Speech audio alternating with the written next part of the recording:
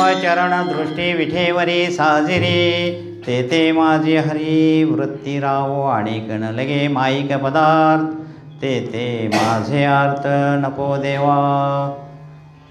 सालाबादप्रमाणे या ठिकाणी माऊली साधकाश्रम तुरुंबे हा चातुर्मास समाप्ती सोहळा, या चातुर्मासामध्ये विचारसागर पूर्ण केलेला आहे. ज्ञानेश्वरी झालेली आहे, चालू आहे. आणि अशाच काही वाङ्मयीन संत वाङ्मयीन ग्रंथांचं वाचन पठण, ज्ञानेश्वरी पारायणसुद्धा चालू आहे. तर हे साधकाश्रम बांधायच्या अगोदरच की इथेही पाठव्यवस्था चालू झाली. 20वे वर्ष आहे, होय ना, 20वे वर्ष आहे. आणि तीच धुरा चालत आलेली आहे. आणि त्या दृष्टीनं आज तागायत कुठल्याही खंड न पडता ही अव्याहतपणे सेवा चालू आहे. त्याला निमित्त कारण या ठिकाणची मंडळी आहेतच. तर त्याला कोणतेही कार्य व्हायचं असेल तर काय पाहिजे, 9 कारणं असतात. त्यामध्ये ईश्वर, ईश्वर इच्छा, ईश्वर ज्ञान, ईश्वर प्रयत्न, देश काल अदृष्ट, प्रागभाव आणि प्रतिबंधक अभाव, एवढी 9 कारणं या ठिकाणी जमवून आणली. त्यासाठी आमच्यावर कृपा करणारे ईश्वर, एक आमचे दैवत विठ्ठल, त्यांची फार मोठी कृपा आहे. कारण 20 वर्षे अशी सेवा चालणं म्हणजे एक मोठं तपाचं कारण आहे महाराज, मोठं तप आहे. आणि इथं येणाऱ्याने ते साधलं आणि ती साधायची संधी ही त्यांची कृपा, श्रीगुरूंची कृपा म्हणा किंवा देवाची कृपा म्हणा, ती तुमच्या आमच्यावर आहे, या परिसरावरती आहे, या भागावरती आहे. म्हणून अखंड सोहळा इथं चालत आलेला आहे. पण त्याच्या वर्षातून एकदा काहीतरी त्याचा सप्ताह असावा हा उद्देश मनीमानसी धरून एक चातुर्मास समाप्ती, म्हणजे इतर वेळा 2 दिवस, आठवड्यातून 2 दिवस ग्रंथ असतो महाराज. आणि या चातुर्मासामध्ये दररोज काकडाही असतो. आणि यावर्षी तुकारामांची गाथा त्याचं पारायणसुद्धा झालेलं आहे. म्हणजे 4 महिन्यामध्ये संगीत पारायण. मला काही त्या पारायणाला फार मोठं येता आलं नाही, तरीसुद्धा या ठिकाणी बऱ्याच लोकांनी ते केलेलं आहे.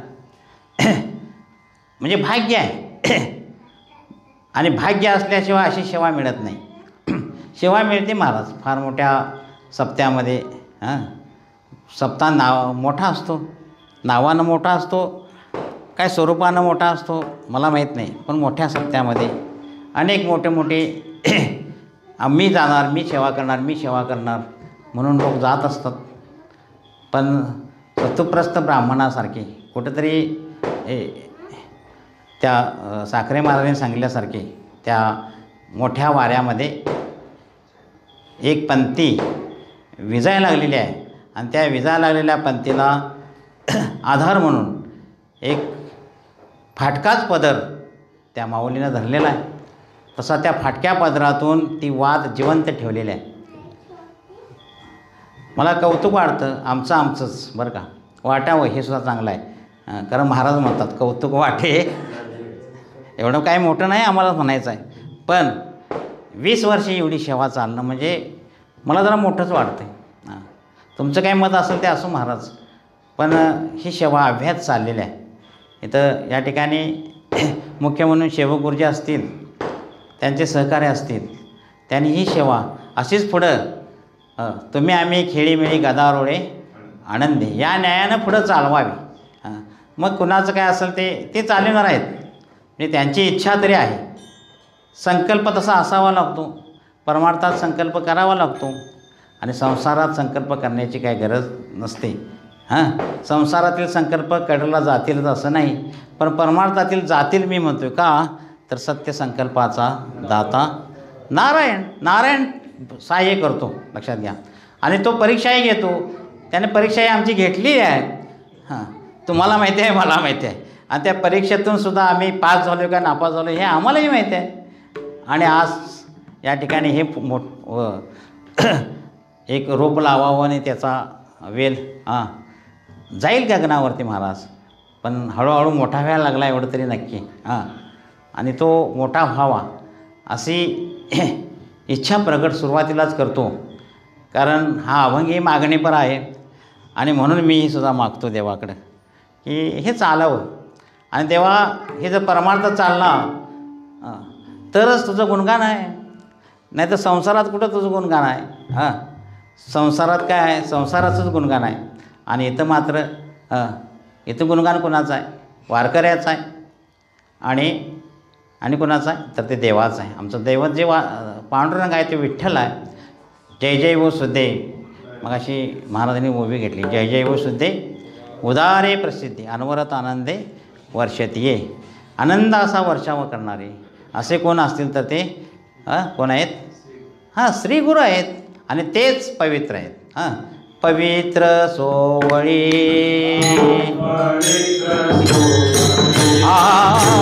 पवित्र सोवळी गतीचा भूमंडळी, गतीचा भूमंडळी.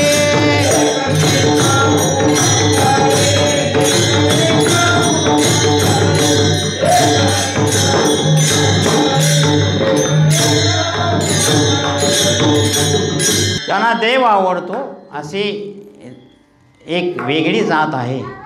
तिचं नाव आहे संत महाराज. आणि तेच या जगामध्ये पवित्र आहेत. जग पवित्र नाही आहे महाराज. जग जरी निर्माण झालेलं आपल्याला दिसत असलं तरी या जगामध्ये संपूर्ण विकार आहेत. विकारानं भरलं आहे. त्याचं जग आहे. आणि जग हे अध्यस्त आहे महाराज. का अधिष्ठान आहे, अध्यस्त आहे. रज्जू सर्पाकारे रज्जू सर्पाकारे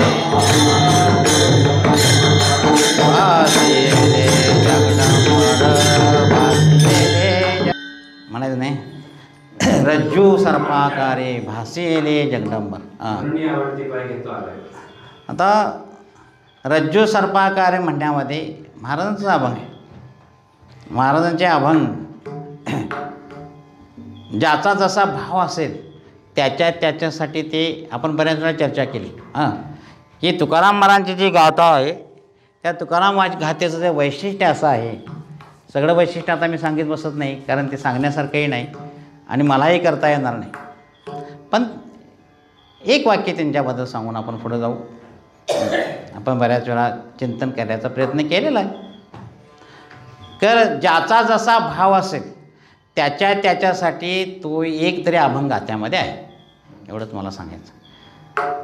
मग आपण काय म्हणतोय की नामस्मरणाचे जास्त अभंग आहेत, काही वेळा आपण म्हणतो काय सगुण परत जास्त अभंग आहेत, काही वेळा आपण म्हणतो काय निर्गुण परत आहे अभंग आहेत, भक्ती परत जास्त आहेत, कर्म परत जास्त आहेत. त्या सगळ्यांचं उत्तर आहे एका वाक्यामध्ये. काही ज्ञानपर आहेत, काही देवाशी हितगुज आहे वगैरे वगैरे. तर माझं एकाच वाक्यातून ते सांगणं आहे की कसं म्हणशीला तर ज्याचा जसा भाव असेल तसा तसं त्याने अभंग केलेले आहेत. आणि ज्ञानावरचे अभंग नाहीत असं नाहीत बरं का. ज्ञान तुम्ही मिळवू नका असं नाही. महाराजांचं मत आहे की कर्म करा, निष्काम कर्म करा, उपासनासुद्धा निष्काम करा. निष्काम कर्म आणि निष्काम उपासना झाल्यानंतर मग तुम्ही अधिकारी प्राप्त होशीला. आणि अधिकारी प्राप्त व्हायसाठी त्यासाठी 3 दोष सांगितले महाराजांनी मागाशी. एक कुठले, पहिला दोष आहे मल आहे, नंतर दुसरा दोष आहे विक्षेप आणि तिसरा आवरण दोष आहे. हे 2 दोष गेल्याशिवाय इथं अधिकारी होतच नाही महाराज. आणि अधिकारी निर्माण व्हावा ही आमच्या महाराजांची इच्छा. आणि म्हणून त्यांनी अभंग या गाथ्यामध्ये जास्तीत जास्त अभंग कर्मपर आणि उपासनापर केलेत. असं म्हटलं तर काय वावगं ठरत नाही. लक्षात घ्या. कर्मपर उपासनापर अभंग जास्त करण्याचं कारण हे सामुदायिक लोक जास्त आहेत. अधिकारी लोक इथून निर्माण व्हावा आणि अधिकार व्हायसाठी अगोदर कर्मच त्याला सांगायला पाहिजे. आणि कर्म करून नंतर उपासना व्हायला पाहिजे. म्हणजे निष्काम कर्म निष्पान उपासना झाली तर मल जाईल, विक्षेप जाईल आणि मल विक्षेप गेल्यानंतर मग कुठेतरी आवरण मला जावं अशी इच्छा निर्माण होईल. आणि अशी इच्छा होणे यालाच काय म्हणतात, यालाच काय म्हणतात काय मी उद्धार पावेन, काय कृपा करील नारायण, ऐसे तुम्ही सांगा संत जन, करा समाधान चित्त माझे केव्हा, के हे बिरडे भिडेल हे तो स्वामी भेटेल, युगावणी वडील निमिषमाणी. अशी चित्ताची तळमळ, तळमळ म्हणते मी, अशी होईल. कधी होईल, हे 2 दोष गेल्यानंतर. आणि मग त्याला श्री गुरु भेट देतीलच, महाराज देतील नाही, देणारच. आणि जर महाराज तिथं संत नसतील जवळ आसपास तर आपणच देव होय गुरु, आपणच देव होय गुरु.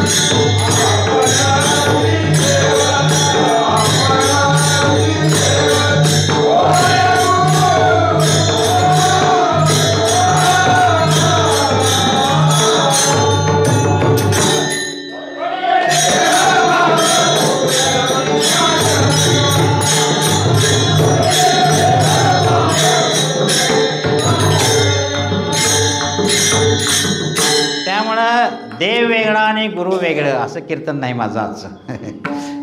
देव ते संत, देव ते संत, निमित्त या प्रतिमा. कारण मंगलच करायचं आहे तर श्रीगुरूंचं करता येतं. म्हणजे श्रीगुरू हे मंगल करण्यायोग्य आहेत, त्यांचंच मंगल करावं.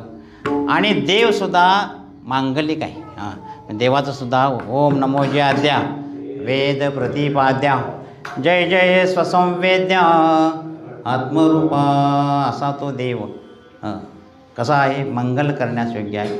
आणि म्हणून ह्या मंगलासाठी घेतलेला अभंग जगद्गुरू तुकोबारायांचा असून हा पहिला आणि वहिला अभंग आहे. पहिला अभंग एवढ्यासाठी म्हणतो मी की पहिला अभंग हा सर्व पूर्ण गाथ्याला कसा आहे, पूर्ण गाथ्याला सूत्ररूपानं आहे. म्हणजे सूत्र छोटं असतं आणि त्याचा विस्तार मात्र पुढं असतो. त्याचा संपूर्ण गाथा विस्तार रूपानं आहे आणि अभंग मात्र सूत्र आहे. म्हणून हा मांगलिक अभंग आहे. मंगल करायचं झालं तर महाराजांनी मगाशी सांगितलं एक वस्तुनिर्देश रूप मंगल आहे, नमस्कार रूप मंगल आहे आणि तिसरं राहिलं ते आशीर्वाद रूप मंगल आहे. हे तिन्ही मंगल केलेले आहेत. तर तिन्ही मंगलानं युक्त मंगल करावं. का करावं, तर बऱ्याच संतांनी जे ज्यावेळा ग्रंथ आपण लिहायला घेतले त्यावेळा मांगलिक व्यवहार हा केलेलाच. आणि ज्यांचा मांगलिक व्यवहार झाला नाही त्यांचं ते ग्रंथ कडेच गेले नाहीत महाराज. म्हणून मंगल हे करावं लागतं. म्हणून पहिला दिवस आहे, पहिला दिवस म्हणल्या देवाचं मंगल करावं म्हणून सेवेसाठी घेतलेला अभंग आहे. त्यामध्ये वस्तुनिर्देशरूप मंगलामध्ये एक सगुण वस्तुनिर्देशरूप मंगल आहे, निर्गुण वस्तुनिर्देशरूप मंगल आहे. त्यामध्ये सगुण हा आमचा देव विटेवरती उभा आहे. तो कोण आहे म्हणशीला तर तो अगोदरचा निर्गुण आहे.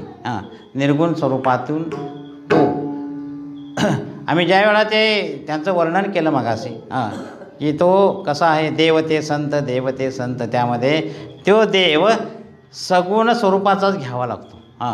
देव ते संत, देव ते संत आणि निमित्त त्या प्रतिमा असं म्हटलं तर. आणि त्यांच्याकडून पुढं त्यांचा माग धरून जर आपण पुढं गेलो तर तो मग निर्गुण आहे महाराज. आणि तोच तो तीही उभी मूर्ती असं म्हटलेलं आहे. आणि ती निर्गुण स्वरूपाचा असणारा देव हाच काय झाला, सगुण झाला. आणि शंकराचार्यसुद्धा म्हणतात बघा, काय म्हणतात की श्लोकार्धम प्रवक्ष्यामि ग्रंथकोटिबी ब्रह्मसत्ये जगन्मिथ्या जीवो ब्रह्मेव नापरा. ह्या अर्ध्या श्लोकातच काय केलेलं आहे की या संपूर्ण विश्वाचं म्हणा आम्ही ज्या ठिकाणी आलो आहे त्या ठिकाणी काय सिद्धांत आहे तो सिद्धांत या अर्ध्या श्लोकामध्येच जगद्गुरूंनी सांगितलेला आहे. काय म्हणतात ते, जग मिथ्या आहे आणि या ठिकाणी काय आहे, सत्येतू सत्येतू सत्येतू विठ्ठला कागा दाविला जगदाभासो. सत्य कोण आहे तर एक विठ्ठल सत्य आहे, म्हणजे ब्रह्मसत्य आहे. आणि ब्रह्मसत्य असल्यामुळं ब्रह्मावर भासणारं जगत कसं आहे, मिथ्या आहे. आणि जो आपण जीव म्हणतो, देवहम म्हणतो, म्हणजे आम्ही जीव आहे म्हणतो, तो सुद्धा जीव कसा आहे, जीव कसा आहे, ब्रह्मरूपच आहे महाराज. अगोदरचा जीवो ब्रह्मेह नापरा. जीव हा कसा आहे, मुळातच कोण आहे तो, मुळातच ब्रह्म आहे. मुळात हा ब्रह्मरूप असणारा जीव आहे. मग याचे इकडून जर तिकडं जायचं म्हटलं अनुष्य दोन्ही बाजूनं तर ब्रह्मापर्यंत जाता येतं. आणि ब्रह्मापासून याचं वर्णन करीत करीत आपण जर इथं आलो, जगत दिसतं, याची काय वाट लावायची झाली तर ते खाली यावं लागतं.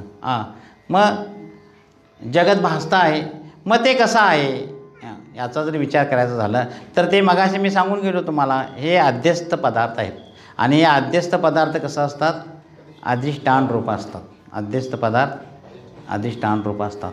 म्हणजे या जग दिसतं आहे, जग कसं अध्यस्त आहे आणि कुणावर अध्यस्त आहे तर ते ब्रह्मावर अध्यस्त आहे असं म्हटलं जातं. म्हणजे ब्रह्म हे अधिष्ठान रूप आहे. म्हणजेच दोरीवरील सर्प खरा आहे का दोरी खरी आहे, ह्या तेवढ्याच त्या दृष्टांतापुरते विचार करायचा. कारण कसं होतं आहे, काही चिंतन करणारे लोक कसे करतात बघा, की सर्पाला अधिष्ठान काय आहे, दोरी आहे, आणि दोरीला अधिष्ठान काय आहे, संपला तिथं वेदांत. कसं करायचं नाही. कारण तो दृष्टांत आहे आणि आपण काढायचं त्यातून सिद्धांत काढायचा आहे. सर्पाला तुम्ही म्हणाला सर्पाला अधिष्ठान दोरी आहे, हे बरोबर आहे. जसं सर्पाला अधिष्ठान दोरी आहे तसंच जगताला अधिष्ठान कोण आहे, जगत आहे असं म्हणायचं आहे. ते त्याचं अधिष्ठान मग कुठला दोष लागतो, दोष लागते ना. दोषसुद्धा कशा आहेत, एखाद्या वस्तूचं लक्षण करताना अनेक दोषानं 3 दोषानं युक्त होतं. त्यामध्ये पहिला दोष आहे कुठला, अव्याप्ती दोष. दुसरा दोष कुठला आहे, अतिव्याप्ती. आणि तिसरा पहिल्यांदा अव्याप्ती, अतिव्याप्ती आणि तिसरा असंभव नावाचा दोष आहे. हे तिन्ही दोषानं विरहित असं आपलं वाचन, लेखन किंवा पठण, सांगणं, ऐकणं व्हायला पाहिजे महाराज. त्यामध्ये अव्याप्ती दोष कसा आहे बघा, अव्याप्ती शास्त्र सांगतं, हे शास्त्रसुद्धा आपल्या जवळ पाहिजे. महाराजांचा अभंग सोडवायचा झाला तरी शास्त्र पाहिजे. महाराजांचा कुठलाही अभंग घ्या, मगाशी मी सांगितलं नाही तुम्हाला, पण महाराजांचे अभंग कर्मपर आहेत असं मी म्हटलं, काही उपासनापर आहेत म्हटलं आणि काही ज्ञानपर आहेत म्हटलं. पण जे कर्मपर अभंग आहे तो कसा ज्ञानपर आहे, उपासनापर असणारा अभंगसुद्धा कसा ज्ञानपर आहे. हे आमच्या साखरे महाराजांनी काय त्याची जोडणी लावलेली आहे. ते म्हणायचे फडावरती, वास्कर फडावरती हुडकून अभंग त्यांना द्यायचं, कर्मपर असणारा अभंग द्यायचा आणि तो त्याने ज्ञानपर लावायचा. ताकद असते तसे. आणि त्या ताकदीनं म्हणजे सगळेच अभंग ज्ञानपर आहेत म्हणा ना, मात्र आपण त्याचं चिंतन करत नाही. चिंतने तद्रूपता. जर चिंतन करत गेलं तर त्या ठिकाणी तद्रूपता, याचा अर्थ निर्गुण निराकार स्वरूपाच्या ठिकाणी आपलं चित्त जाणं, सगुणाकडून निर्गुणाकडे जाणं, त्यालाच तद्रूपता म्हणतात. त्यामध्ये शास्त्र पाहिजे आणि शास्त्र असल्याशिवाय चिंतन होत नाही. शास्त्र नसेल तर मग काय होतं, मग सगळं काय हास्यास्पद होतं महाराज. उगाच वर्ण बात्या करायच्या, मग सांगायचं काय सांगायचं, जे सगळ्यांनी सांगितले तेच सांगायचं. मग स्वतःचं चिंतन किंवा श्रीगुरूंचं चिंतन मांडायसाठी काय पाहिजे? शास्त्राची गरज आहे माणूस. शास्त्र पाहिजे. मग ते शास्त्र या ठिकाणी मग आणि काय मी बोलायचा, इथं शास्त्र पाहिजे असंच बोलावं लागतं. शास्त्र, कारण शास्त्रावरच आधारित आम्ही आता 20 वर्षे काढली, लक्षात घ्या. तर काय सांगायचं आहे, तर अव्याप्ती नावाचा दोष आहे, त्यामध्ये गायीचं वर्णन करताना त्यांनी सांगितले, काय सांगितले, यथा गो कपिलत्वम. म्हणजे अव्याप्ती नावाचा दोष आहे. यथा गो कपिलत्वम म्हणजे काळे असते ती गाय असते असं म्हटलं तर काय गायीचं लक्षण होईल काय महाराज? यथा गो कपिलत्वम, काळी गाय काळी असते. वर्णन चुकीचं आहे की नाही? चुकीचं आहे. म्हणजे गायीच्या काही अंशावर जातं आणि काही अंशावर जात नाही, त्याला अव्याप्ती दोष म्हणतात. म्हणजे वर्णन करताना काही गोष्टी त्याच्या काही गुणाचंच वर्णन होतं, काही भागाचं वर्णन होतं आणि काही भाग शिल्लकच राहतो, त्याला अव्याप्ती म्हणतात. लक्षात आलं? त्याला अव्याप्ती. लक्षात आलं म्हणजे काय, मी शिकवाय आलो नाही, आपण सेवा करायच्या. शिकवायचा भाग वेगळा असतो, शिकवायच्या वेळा शिकवून, आहे की नाही, आपण ते पाठाच्या वेळा बघतो. आता कसं आहे, आता सेवा म्हणून करायची आहे महाराज. आता सेवा अव्याप्ती दोष आहे. यथा गो कपिलत्वम. दुसरं लक्षण, दुसरा जण उठला, दुसरा म्हटला मी करतो लक्षण, त्यानं काय लक्षण केलं, यथा गो शृंगित्वम म्हणजे ज्याला शिंग आहेत, जिला शिंग आहेत ती गाय. आता तिचं काय होतं, तिथं काय होतं, तर त्या गायीचं वर्णन होतं आणि गाय सोडून अनेकांचं दुसऱ्याचं वर्णन होतं. म्हणजे अव्याप्ती दोष कसा, गायीच्या काही अंशावर जातो. अतिव्याप्ती दोष कसा, गायीच्या संपूर्ण ह्याच्यावर जातो आणि काय होतो, दुसऱ्या आणखी काही गोष्टीवरती जातो. त्याला म्हणजे जिला शिंगा असतात त्याला गाय म्हणतात. मग शेळीला बी शिंगा असतात ना, मग ते शेळीवर जातं. म्हणून तेही काय नाही, तेही बरोबर नाही, ते लक्षात देतात. आणि तिसरा दोष आहे तो असंभव नावाचा. जे एक शपकत्वम यथा गो एक शपत्वम म्हणजे शप म्हणजे ते शेपूट नव्हे, खूर, एक शपत्वम. तर जिला एक खूर असतो, मग गायीला एकच खूर आहेत का? मग ते काय होतं, ते कधीही त्या लक्ष्यावर जात नाही. काही लक्षण असं आहे, लक्षण जे केलेलं लक्षण त्या गाय म्हणजे त्या वस्तूवर कधीही जात नाही. त्याला काय म्हणतात, असंभव नावाचा दोष म्हणतात. हे तिन्ही दोष काय पाहिजेत, हे दोषच आहेत. एक यथा गो कपिलत्वम, यथा गो शृंगित्वम, यथा गो एक शपत्वम, हे तिन्ही दोष आहेत. मग त्याला शासनात येतो ना म्हटलेलं आहे, म्हणजे जिला शासना असते तिला गाय म्हटलेलं आहे. आता ते निर्दुष्ट लक्षण आहे का, तर जिला अशी ती पोळीसारखी शासना असते बघा, तिला गाय म्हटलं जातं. आता हे पाठीमागचं धरायचं ते सगळं बघा, जी दूध देते आणि जिला काय आहे असे ती आयाळ, आपण त्याला सासना म्हणतो. काही पोळी म्हणतात, काही सासना म्हणतात, काही तुम्ही काय म्हणता गंगा, ते म्हणतात. मग ती जिला आहे आता ती निर्दुष्ट लक्षण आहे. तसं ब्रह्माचं सुद्धा लक्षण करताना निर्दुष्ट लक्षण व्हावं असं शास्त्र सांगतं. आणि ते निर्दुष्ट लक्षण कुठं सांगितलं आम्हाला, ते महाराजांनी पहिल्या चरणामध्ये सांगितलं.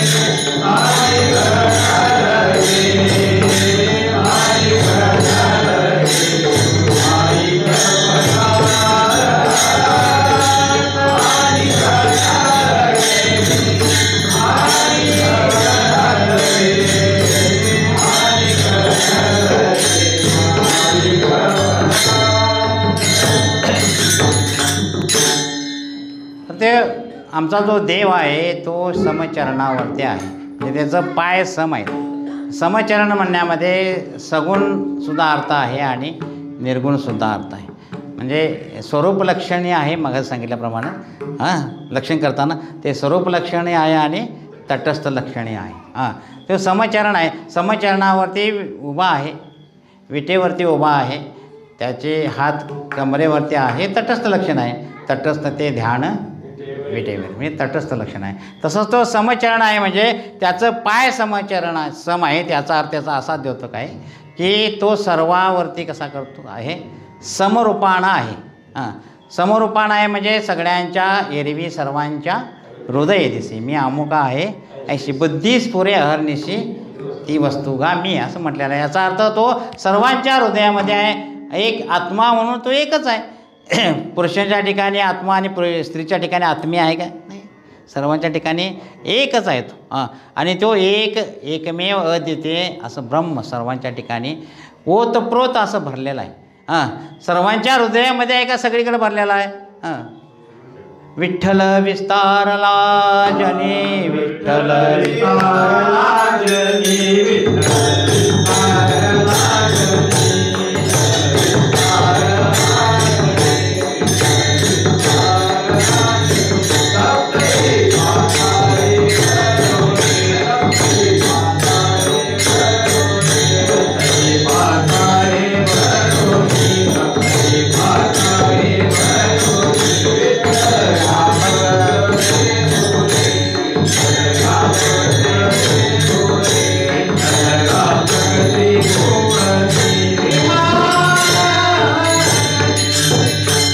जसा तो सगुण म्हणजे जसा तो प्रत्येक जीवामध्ये आहे तसा तो जीव असू दे किंवा निर्जीव असू दे सगळीमध्ये भरलेला आहे ना. भरला घनदाट सगळीकडे ओतप्रोत आहे असा तो भरलेला आहे. आणि मग तो कसा आहे, मग तो सत आहे. कारण जो सगळीकडे असतो तोच सत असतो, सगळीकडे असतो तोच चित असतो आणि तोच कसा असतो आनंदरूप असतो. सच्चित आनंदरूप हे एकच नाव आहे, वेगळे वेगळे नाही. जो सत आहे तो सच्चित आणि तोच काय असतो आनंद असतो. सच्चिदानंद असं त्याचं एकच नाव आहे. नाही सत वेगळा आणि एक नंबरला सत, दोन नंबरला चित म्हणशीला तर काय होईल, अडचण येईल. म्हणजे एक देव सत होईल, दुसरा चित होईल. नाही सच्चित आनंद असा असणारा तो एकच आहे. एकमेव अद्वितीय असल्याचं वर्णन आहे मग सांगितल्याप्रमाणे. आता त्याचं जे नाव आहे ते सच्चित आनंद आहे, त्याचं नावच आहे महाराज. ओम तरी काय आहे, त्याचं नावच आहे महाराज. आता हे जरी आम्ही जी नावं ठेवली किंवा ती विधेय असू द्यात नाही तर निषेध असू द्या. विधेय श्रुती दोन्ही पद्धतीने बोलली ना. कशी विधेय नावाने बोलली विधेय आणि निषेध. ते विधेयमध्ये सच्चित आनंद हे विधेय नाव आहे. त्यानंतर अविकार अविनाशी हे कसं आहे अनावरण. ही नावं कशी आहेत, ही नावं कशी आहेत निषिद्ध आहेत. नेती नेती श्रुती नेती नेती म्हणती एको गोविंद. म्हणजे एक विधेयसुद्धा त्याचंच नाव आहे आणि निषिद्धसुद्धा त्याचंच नाव आहे. असंच निषिद्ध याचा अर्थ काय बघा, विधेयाचा अर्थ त्या देवापर्यंत जाणं त्याचं ते नाव घेणं आणि निषेध म्हणजे संसारिक गोष्टीचा बाध करणं. याचा अर्थ ते नाही. अविकारी म्हणजे विकारी नाही. विकार काय आहे तर संसारातला आहे. अविनाशी विनाश नाही म्हणजे संसारातला विनाश आहे तो नाही. म्हणजे तो वास्तविक सच्चित आनंदसुद्धा ते झालं आपला विषय. सच्चित आनंदसुद्धा कसा आहे असं त्याच्या व्यावृत्ती सत म्हणून आलो श्रुती. जडाची या समाप्ती चिद्रूपशी असं म्हटलं. ते काय म्हणतात असत देव असत नाही असत नाही असत नाही मग मन सत. ते काय त्याचं सत्य तू विठ्ठल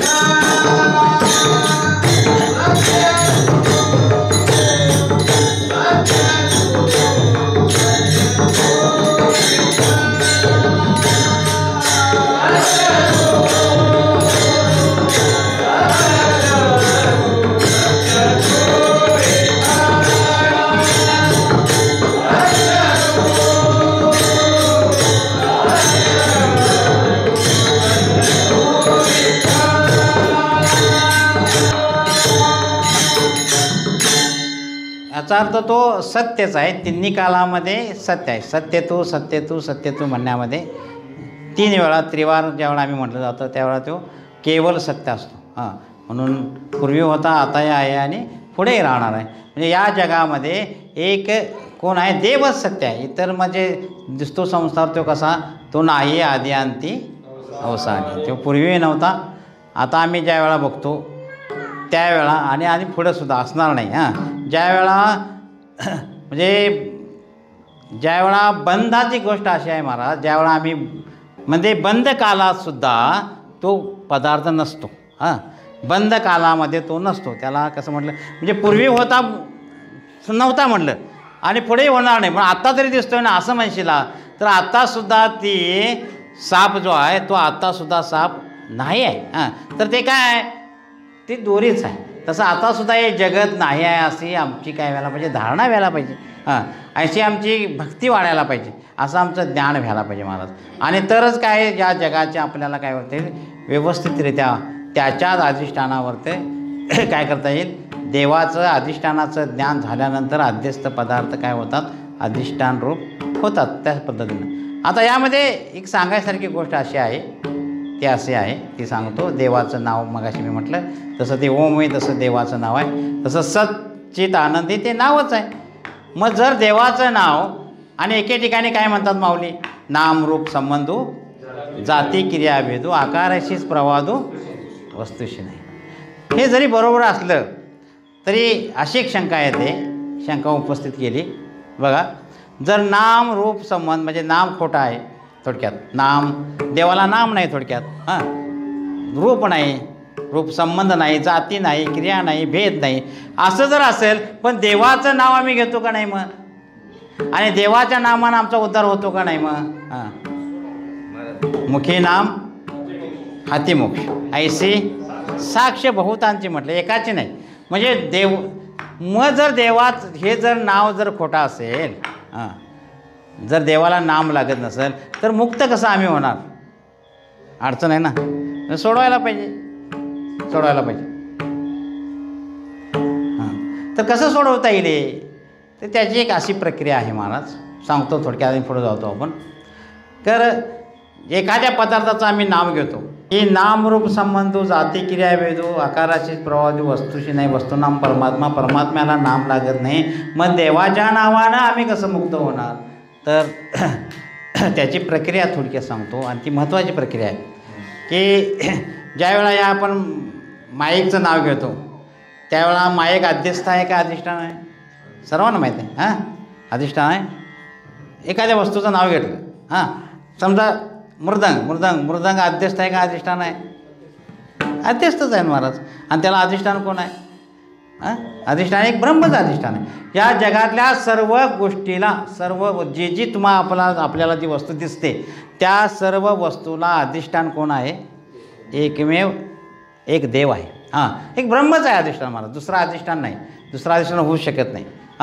मग असं असताना त्या दृष्टीनं ते बोलले शास्त्र, त्या दृष्टीनं काय बोललं? हे जे तुम्ही जी नावं दिलेली आहेत, पद आणि पदाचा जो भाग आहे त्या पदाच्या भागाला या ठिकाणी या अभंगामध्ये सुद्धा पद आलं आहे. कसं आलं आहे बघा. ते पदार्थ कशाला म्हणतात? जर जे ही प्रक्रिया सांगतो आणि आपण पुढे जाऊ पदाला, आताच नको. तर या ठिकाणी जी जी वस्तू दिसते ती त्या वस्तूचं नाम आहे आणि त्या नामाला अधिष्ठान एक देव आहे आणि त्यामुळे त्याला नाव नाही, म्हणून देवाला नाव नाही आणि त्यानं उद्धार होणार नाही. म्हणून नामात अडकू नका. हे नाम हे काय मायेचं कार्य आहे आणि जे मायेचं कार्य आहे ते काय होतं? अध्यस्थच आहे. देवाचं नाव मात्र कसं आहे बघा. ज्यावेळा आम्ही देवाचं नाव घेतो त्यावेळा नाम नामीचा अभेद आहे ना. एक नाम हरी द्वैत नाम दुरी अद्वैत कुसरी. त्यामध्ये देवाचं ज्यावेळा नाव आहे त्यावेळा देवाच्या नावाला अधिष्ठान काय आहे? त्याचंच नाव आहे ना देव. कारण नाम नामीचा अभेद असल्यामुळं विठ्ठल म्हटलं तर विठ्ठलाला अधिष्ठान विठ्ठलच आहे. म्हणून विठ्ठलाला अधिष्ठान विठ्ठल असल्यामुळं त्या ज्यावेळा आम्ही विठ्ठलाचं नाव घेतो त्यावेळा त्या माया कार्याचा संबंध नाही आहे. ज्यावेळा आम्ही विठ्ठलाचं नाव घेतो, ज्यावेळा रामकृष्ण हरीचं नाव घेतो त्यावेळेला रामकृष्ण हरी ही नावं माया कार्य नाही आहेत, तर ते कोण आहेत? ते एक रामकृष्णच आहेत, ते एक ब्रह्मच आहेत. आणि मग ज्यावेळा आम्ही ओम म्हणतो त्यावेळा ओम हे काय? नाव नाही तर ते काय आहे, तो देवच आहे, म्हणजे अधिष्ठान आहे. म्हणून काय म्हटलेलं आहे, अरे सत्य साच खरे,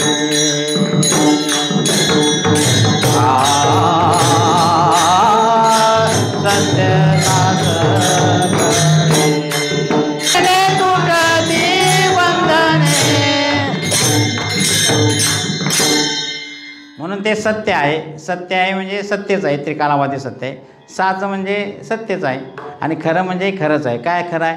सत्य साच खरे, ते विठोबाचं नाव आहे. तेच अध्यस्त नाही तर ते अधिष्ठान आहे आणि त्यामुळं ते देवाचं नाव आहे. आणि ते कसं आहे तर ते सगुण आणि निर्गुण काय आहे, ते वस्तू निर्देशक मंगलच आहे. म्हणून जे ओम आहे म्हणजे जे समचरण आहे ते वस्तुनिर्देश रूप मंगल आहे. सगुण का निर्गुण तर दोन्ही. दोन्ही म्हणण्यामध्ये जो सर्वांच्या ठिकाणी आहे तो समचरणानं आहे. म्हणजे समव्याप्त आहे म्हणून समचरण आहे. त्याचा आता उहापोह करायला नको जास्त. आणि जो दिसतो आहे आम्हाला विटेवरती, कसा दिसतो आहे, सुंदर ते ध्यान उभे विटेवरी करकटेवरी ठेवून असा असणारा तो देव कसा आहे, तो सगुण साकार आहे. सत्य ज्ञानानंत गगनाचे प्रावण, नाही रूपवर्ण गुण जेते, तोहा रे श्रीहरी पाहिला डोळेभरी, पाहता पाहणे दुरी. हे कधी कळेल, पाहता पाहणे दुरी सारून. म्हणजे त्रिपुटीचा अभाव मग सांगितलं त्यांनी थोडंसं की ज्यावेळा त्रिपुटी घालविली तरच देवाचं दर्शन आहे. आम्ही त्रिपुटीत अडकतो, म्हणजे साधनामध्ये अडकतो. साधन हे कुठंपर्यंत असतं, नदीच्या पलीकडे जायतोपर्यंत नाव असते ना. नदीच्या पलीकडे गेल्यानंतर नाव का डोक्यावर घेऊन जायचं आहे नाही. ते जर एकदा देवाची प्राप्ती झाली तर आता ते साधन काय करायचं पाहिजे, ते साधन हेच साध्य व्हायला पाहिजे महाराज. काय व्हायला पाहिजे, साधन हेच साध्य व्हायला पाहिजे. त्याला साधनात्मक भक्ती आणि साध्यात्मक भक्ती असंही म्हटलं आहे काही ठिकाणी. साध्यात्मक भक्ती म्हणजे कुठली भक्ती, साधनात्मक भक्ती आणि साध्यात्मक भक्ती. त्यामध्ये साधनात्मक भक्ती ही अपराभक्ती आहे आणि साध्यात्मक भक्ती ही पराभक्ती आहे. आणि अपराभक्तीपेक्षा पराभक्ती कधीही श्रेष्ठ आहे. आणि पराभक्ती म्हणजे अपरेतून परेकडे जावं लागतं. आणि पराभक्तीमध्ये देव वेगळा. शेवटच्या ह्याच्यामध्ये महाराजांनी सुंदर सांगितलं ते म्हणजे उत्तरार्धामध्ये की देव वेगळा आणि मी देवाचा भक्त वेगळा असं जर राहिलं तर ह्याला हीच थोरं भक्ती म्हणत नाहीत. हीच थोरं भक्ती कधी तर देवाचं मी ध्यान करणारा मी आणि मध्ये करणारं जे ध्यान आहे त्या त्रिपुटीचा ज्या वेळा अभाव होईल, त्रिपुटी निघून जाईल, मग कर्माचे असू दे किंवा उपासनेचे असू दे किंवा ज्ञानाचे सुद्धा असू दे, ध्येय ज्ञाता ज्ञान किंवा ज्ञेय ज्ञाता ज्ञान, ह्या ज्या त्रिपुटी आहेत या त्रिपुटी गेल्यानंतर जे दर्शन होतं ते खरं दर्शन आहे. आणि ते दर्शन व्हायसाठीच हा सगळा आमचा जन्माला आलेलाचा कार्यक्रम आहे. आम्ही जन्माला यायचं आणि काय करायचं आहे तर ह्या त्रिपुटी घालवायच्या आहे. अगोदर मात्र त्रिपुटी पाहिजे.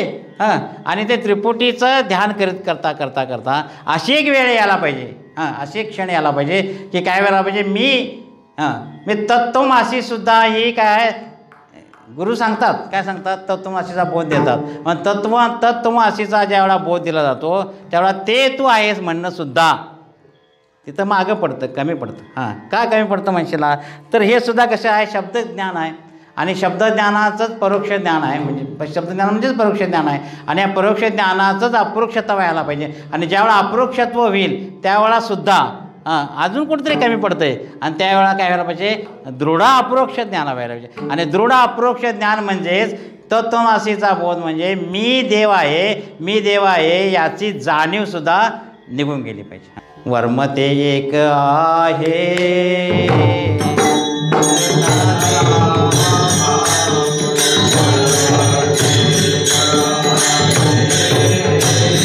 दृढ धरावा.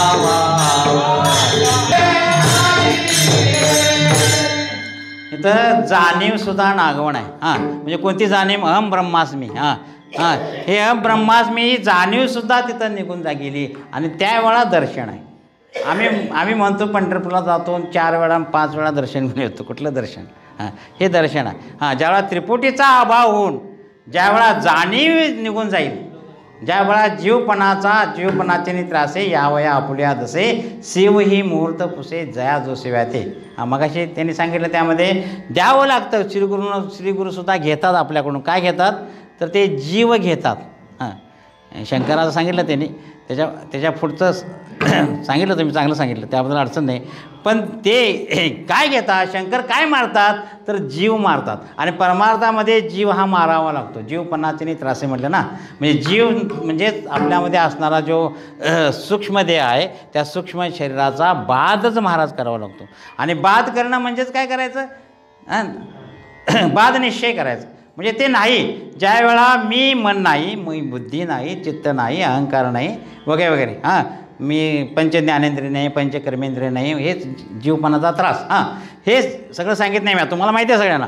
हे सगळं घालिवणं, हे सगळं घालिवणं म्हणजेच परमार्थ होणं, म्हणजेच मी देव होणं. आता मी जर हे सगळं सोडलं असलं, मन बुद्धी चित्त अहंकार सगळं सोडलं, ज्ञानेंद्रिय दिली, पंचकर्मेंद्रिय, हे सगळं मी कोण झालो आता, मी जर देव झालो. आता त्या देव होण्यामध्ये तरी जाणीव तरी आहे का, म्हणून जाणीव आगमन, मग जाणीव जायला पाहिजे.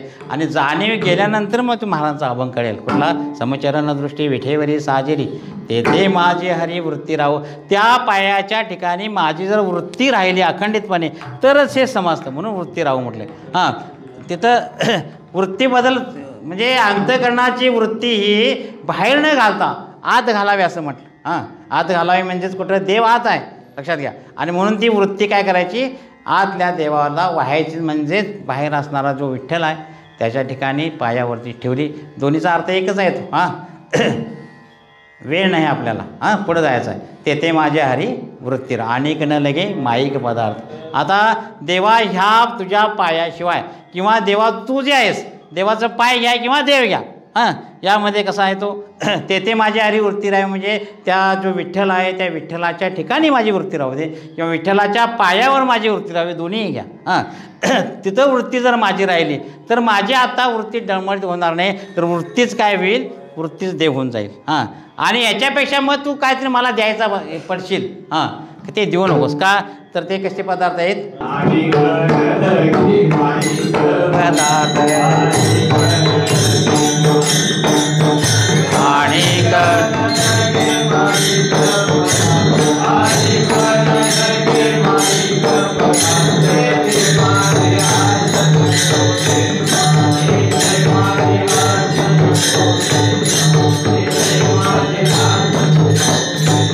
ठोबार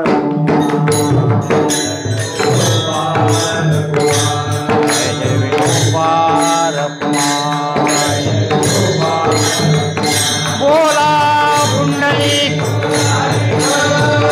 ज्ञान दे, ठोबार जय जय जय ठोबार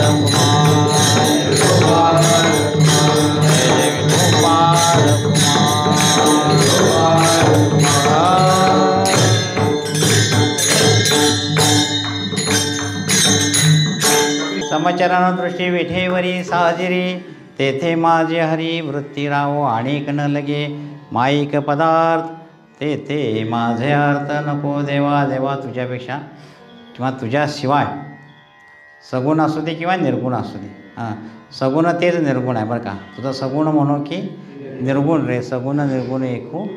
आता तोच आहेस, तोच विटेवरी उभा आहेस, झालेलं आहे ते आपल्याला. ती उभी मूर्ती विटेवरी, असा तो आहेस. मग तुझ्यापेक्षा जे जे काही इथलं आहे ते कसं आहे, माईक आहे. माईक म्हणजे मायेनं निर्माण झालेलं म्हणा, माया कार्य म्हणा, आणि जे नाशवंत आहेत ते म्हणा, ते नाशवंत हे जाणारं आहे. आणि शाश्वत जे आहे ते एक विठ्ठल आहे, आणि विठ्ठलाचं नाव आहे ते राहणार आहे. आणि म्हणून त्याच ठिकाणी माझी वृत्ती राहो.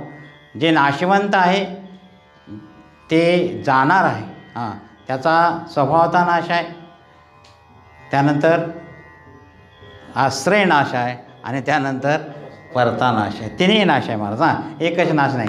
आता आपल्याला जे दिसतं आहे त्याचा स्वभावता नाश आहे. जे उपजेते नासे नासिले पुनरपी दिसे, जशी घटिकायंतर जैसे, आणि जे पडून गेली भिंती चित्राची होय केवळ माती, आश्रय नाश आहे. आणि श्रीगुरूनं काय केलं, आपल्या म्हटलं जे अज्ञान घालवून दिलं, म्हणजे त्या अज्ञानाचं खंडन केलं, म्हणजे अज्ञानाचा नाश केला तर आपल्यामध्ये परानाश होतो, म्हणजे अज्ञानाचा परानाश होतो. आणि अज्ञान एकदा गेलं की ज्ञान प्राप्त होतं आणि ज्ञानानंच मी देव आहे अशी एकंदरीत स्थिती आहे, अशी ती प्रक्रिया आहे. आता जे पद आहे ते पदसुद्धा कसं आहे बघा, ते नाशिवंतच आहे का, तर ते माईक आहे. जे माईक पदार्थ आहे त्यामध्ये जे पद कशाला म्हणतो आपण, तर एखादा वर्ण असतो किंवा अनेक वर्णांचा समुदाय असतो, त्याला आपण पद म्हणतो. आणि त्या पदाचा त्या घटकाशी म्हणजे त्या वस्तूशी जो संबंध आहे त्याला पदार्थ म्हणतो. पद आणि पदाचा संबंध, तो जो संबंध आला, त्या पदार्थाशी जो संबंध आला, ज्या पदार्थाशी आला किंवा ज्या वस्तूशी आला, ते काय आहे, नाशिवंत आहे. आणि ते नाशवंत असणारं जाणार आहे. आणि म्हणून त्या ठिकाणी तेथे माझे हरी काय तेथे माझे अर्थ नको देवा, का तर ते नाशवंत आहे. जे जे उपजे ते नासे, मागाशीप्रमाणे.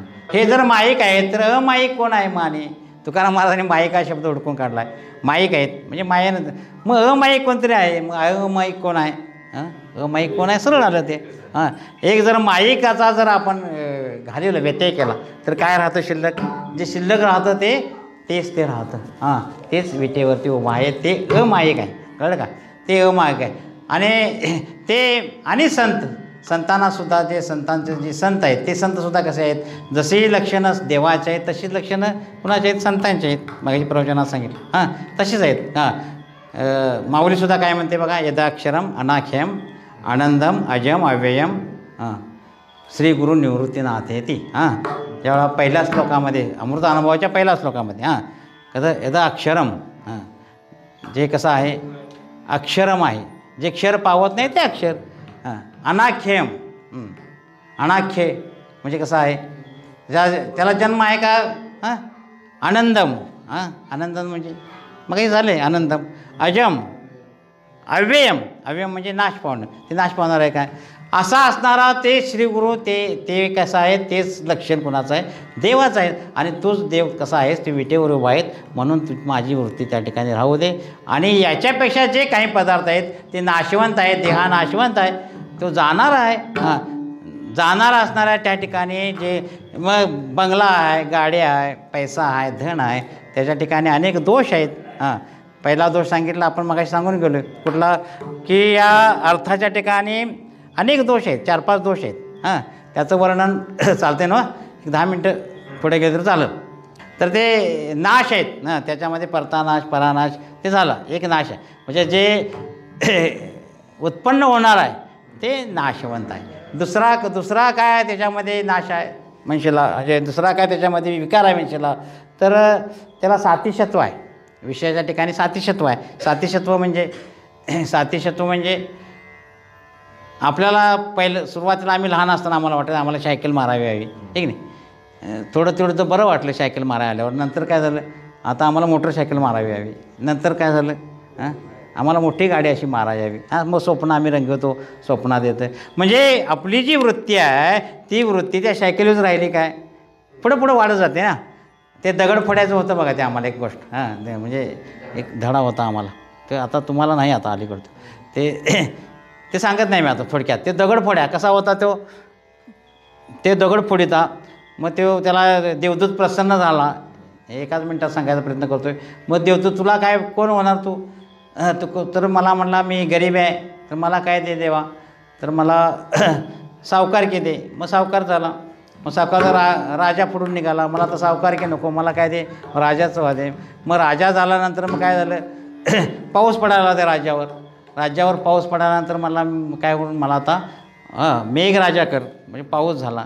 पाऊस झाल्यानंतर पुढे जरा गडबड करत नाही ना मी बरं, गडबड मी तुमच्यासाठी करायला आलो आहे. तुम्हाला भूक लागली असली तर मला वर काय न लावलं आहे म्हणा नको, पण ऐकायची भूक आहे ना. तर ते पाऊस पडायला आला. मग म्हटलं आम्ही मेघराजा होईन. मेघराजा होईन म्हटल्यानंतर काय झालं, ते त्यात काय केलं, ते राहू दे सगळं. आता ते म्हटलं पाऊस पडू दे, सगळीकडे वृष्टीच केली. यंदा कसा पाऊस पडला, त्याच्या 25-100 पट पाऊस पडला. अतिवृष्टी झाली. आणि अतिवृष्टी झाल्यामुळं काय झालं, त्याला आनंद वाटला. पण काय झालं, एका दगडावरती भली मोठी शिळा होती, त्या शिळेवरती धारा पडल्या, पण ती शिळा काय फुटली नाही. मग म्हणला देवा मला काय कर, आता शिळा कर, दगड कर. दगड केल्यानंतर दुसऱ्या दिवशी पाऊस थांबला. पाऊस थांबल्यानंतर एक दगड फोड्या, हातात काठी ते छन्ने हातोडी घेऊन गेला.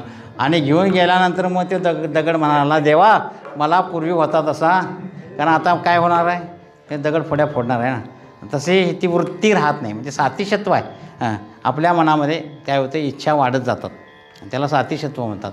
तर मिथ्यात्व आहे. मिथ्यात्व आहे म्हणजे ते पूर्वी नव्हतं. कुठं ब्रह्मगिरीवरून न रिगे, पुढं शेकी समुद्र आप न रिगे, मध्येच वाहुंगी दिसे, मृगजळ दिसे. जे कसं आहे ते पाठीमागे नदी नव्हती, कसली मृगजळाची नदी होती म्हणता. मृगजळे मध्येच भासले ना. मृगजळाचं पर्वतावर, कुठल्या पर्वत ब्रह्मगिरीवर उगम पावली नाही. कुठं समुद्राला जाऊन मिळाली नदी नाही मिळालं. मग मधीच दिसते ना, मधीच दिसते ते मधील ते वाव क्षरला सागर गंगा उगी मिळे बघ प्रमाण बघून घ्या. आपणच खेळे. मग ते मधलं दिसतं ते कसं आहे, वावगं आहे. म्हणून आम्हाला सुद्धा हे मधलं भासतं हे कसं आहे, आता ते आधी नाही, अंती नाही, अवसानी नाही, कधीच नाही, कधीच नाही ते. आणि ते कधीच नसल्याने त्याच्या पाठीमागं आम्ही धावतो आहोत. मग आम्ही किती शहाणे आहोत का मूर्ख आहोत बघा. ज्याच्याने विचार करायचा, ज्याच्या पाठीमागं धावतोय ते मी पूर्वी नव्हतं, आताही नाही आणि पुढेही असणार नाही, पण आम्ही धावतोय. धावून का उपयोग आहे, नाही ते मिळणारच नाही. जो आहे तो मिळायसाठी पंढरपूरला आम्ही गेलो तर मिळेल ना. पंढरपूरला जाणं म्हणजे परमार्थ केला तर, त्याचं गुणगान गायलं तर, त्याचं नामस्मरण केलं तर तो मात्र काय होईल, मी आहे म्हणून उभा राहील. जसं पुंडलिकासाठी उभा राहिला तसा तो उभा राहील. आणि आम्ही पैशाच्या पाठीमागं, धनाच्या पाठीमागं, नाही आधी अंती अवसाने असणारे जे मिथ्या पदार्थ आहेत त्याच्या पाठीमागं धावलो, तसं ते पळून मेलं. कोण, त्याचं नावच मृगजळ का ठेवलं माहिती आहे, ते मृग पाण्याच्या दृष्टीनं, म्हणजे हरिण ते त्याला दिसतंय पाणी म्हणून, पाणी दिसतंय म्हणून ते पळायला लागलं. जसं ते पळायला लागलं, ताण लागलेली उन्हाळ्या दिवसात, जसं पुढं जाईल तसं पाणी पुढं, जसं जाईल तसं मृगजळाचं पाणी पुढं नव्हतंच ना ते, फक्त त्याला दिसायचं. आणि दिसायचं ते पुढं पळून काय झालं, मरून गेलं. तसंच आमचं आहे महाराज. त्याला आम्ही उगाच नावं ठेवतोय, खोटी याची पिसे ऊर फोडून मरते होते. तसं ते मृगजळ आहे. आणि ते मृगजळ असल्यामुळं त्याच्या किती जरी पाठीमागं आम्ही फिरलो तर ऊर फोडलेलाच प्रकार आहे ना. कारण मृगजळच आहे ते. मग आम्हाला ते मृगजळ कसं बरं वाटते, सांगायला बरं वाटतं, ऐकायला बरं वाटतंय, तसं ते विषय मृगजळ आहेत हे काम मला पटना. ते घेतच नाही, आपण घेतोय काय आणि धावतोय ना पैशाच्या ठिकाणी, धनाच्या ठिकाणी धावतोय. हे काय त्याचं गौड बंगाल आहे ते त्याला माहिती. म्हणून त्याला शरण जाणं हे महत्त्वाचं आहे. म्हणून ते निकलं लगे. ते त्यानंतरचा पुढचा सांगायचं झालं तर तो अनित्य आहे. पुढचा दोष, पहिला दोष सांगितला कसा, त्याच्या ठिकाणी तिन्ही प्रकारचा नाश आहे. दुसरा दोष सांगितला कसा, बंद करणार आहे. त्याने सांगितलं आम्ही ऐकायला तयार आहे म्हणून सांगायला लागलो. पहिला दोष काय सांगितला सांगा. पहिला दोष आहे जे त्याला नाश आहे, तिन्ही प्रकारचा नाश आहे. दुसरा दोष काय सांगितला, सातिशत्व सांगितला. तिसरा दोष काय सांगितला, मृगजळात सांगितलेला होता. नंतरचा दोष कुठला आहे, अनित्यत्व आहे. चौथा दोष. आणि साधना आधी नाही ते त्याच्या पुढचा दोष आहे. साधना असलं तर आम्हाला जर इथं काहीतरी एखादी वस्तू पाहिजे असली तर पैसे द्यायला पाहिजेत ना. साधनाशिवाय मिळते, साधनाशिवाय मिळत नाही. म्हणजे साधन पाहिजे, म्हणजे पैसा पाहिजे, त्या विषयाचं साधन पैसा. अशा रीतीनं अनेक दोष आहेत. ते सगळे दोष असणारे पदार्थ आम्हाला देवा नको. एक तूच पाहिजे आहेस. अनेक न लगे माईक पदार्थ तेथे माझ्या अर्थ नको देवा. ब्रह्मादिक पदे दुःखाची शिराणी तेथे दुसरी जणी झडूशी. याचा अर्थ जे पद आहेत ती पदंसुद्धा आम्हाला नको. म्हणून वारकऱ्यानं कधी त्या पदाच्या पाठीमागं जायचं नाही. पहिल्याच अभंगात सांगितले महाराजांनी ना, काय ज्या उपाधी आहेत त्या उपाधी कशा आहेत, नाशवंत आहेत. आणि देव कसा आहे, उपाधी वेगळे तुम्ही निर्विकार, काहीच संसार नाही तुम्हा असा असणारा. मग देव जर आमचा विरहित आहे तर आम्ही का उपाध्या घ्यायच्या सांगा भाऊ. आम्ही का उपाध्या घ्यायच्या. आम्ही नुसतं म्हणतो महाराज, काय म्हणतो, एवढा ऐका चांगलं. काय म्हणतो? हरी तसे नुसतं म्हणतो का नाही? मग हरी कसा आहे आमचा? असा आहे हां, निरुपाधिक आहे. मग आम्ही निरुपाधिक व्हायला पाहिजे ना. मग आम्हाला कोणतरी सरपंच केलं तर होतंय का नाही सांगा? लगेच आम्हाला तू मोठा वारकरी चांगला आहेस, आम्हाला कीर्तनकार म्हटलं की वाटतंय का नाही? माझं नाव कीर्तनकार म्हणल्यावर हां हां, माझं यात नाव घालताना काय दिलं? हरिभक्त पारायण का लिहिलं नाही म्हणून भांडणारे लोक आम्ही आहे का नाही म्हणत. ह्या उपाधी आहेत ना, ह्या सगळ्या उपाधी विरहित अवस्था व्हायला पाहिजे वारकऱ्याची, लक्षात घ्या. हां, मग ते ह्या अनेक उपाधी आहेत, त्याच्याबद्दल आपल्याला भरपूर बोलता येईल. पण त्यांनी सांगितले आता बंद करा. शेवटचं चरण आहे, तुका म्हणे त्याचे कळले आम्हावर. म्हणजे जे कर्म धर्म नाशवंत, या मायेच्या दृष्टीनं असं घ्या, मायेच्या दृष्टीनं जे कर्म करेल ते सुद्धा कसं आहे? नाशच पावणार आहे. म्हणजे यातून मिळणारं जे पदार्थ आहेत, यातून मिळणारं जे सुख आहे कुठल्या माईक पदार्थापासून, ते कसं आहे? नाशवंत आहे. आणि याच्या धर्मापासून मिळणारं जे सुख आहे ते सुद्धा नाशवंत आहे. म्हणून त्या नाशवंताच्या नादाला लागण्यापेक्षा जे शाश्वत विठ्ठल तूच आहेस, तिथे माझी हरिवृत्ती लागू. ज्ञानेश्वर माऊली ज्ञानराज जय जय ज्ञानेश्वर माऊली